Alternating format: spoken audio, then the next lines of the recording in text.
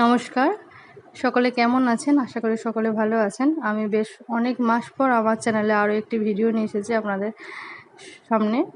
তো এই যে আমার মেয়ে, আর এটা আমার মেয়ের বাবা। তো আজ আমরা সকাল সকাল রওনা দিচ্ছি বেথুয়ার উদ্দেশ্যে। এই যে আমাদের ব্যাগপত্র।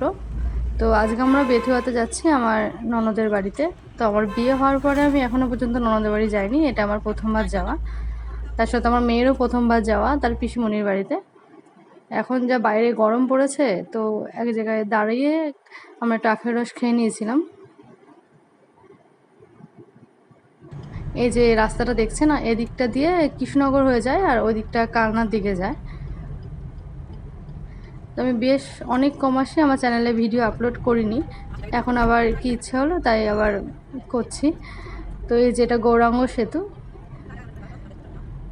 কৃষ্ণনগর গেলে এই গৌরাঙ্গ সেতুটা পার করতেই হয়। আর যদি গঙ্গা দিয়ে যাওয়া হয় নৌকা পার করে, তাহলে তো অন্য লাইন দিয়ে যায়। আর এই যে এটা হাই রোডের উপর দিয়ে যাওয়া হচ্ছে।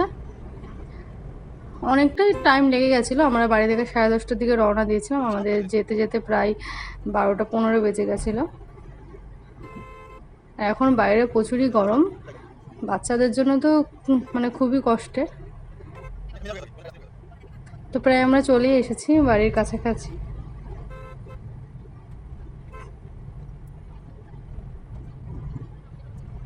রাস্তা যেন শেষই হচ্ছিল না, এমনই মনে হচ্ছিল আসার সময়।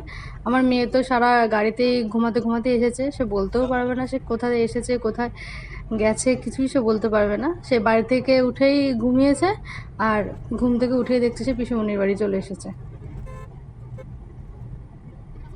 এখানে ফরেস্ট অভয়ারণ্য আছে, সেখানে যাওয়ার খুব ইচ্ছা আছে, দেখা যাক যেতে পারি কি পারি না।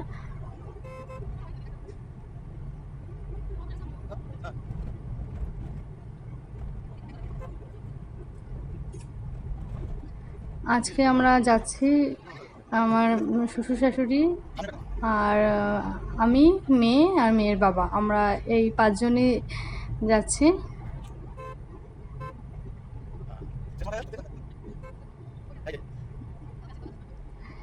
এই তো চলে এসেছি প্রায় বাড়ির কাছেই।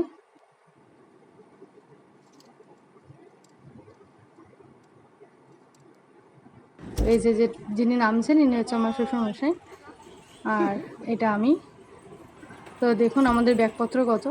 আর এই লাউটা হচ্ছে আমাদের বাড়ির গাছেরই হয়েছিল, তাই জন্য আমার শাশুড়ি মা নিয়ে এসেছে।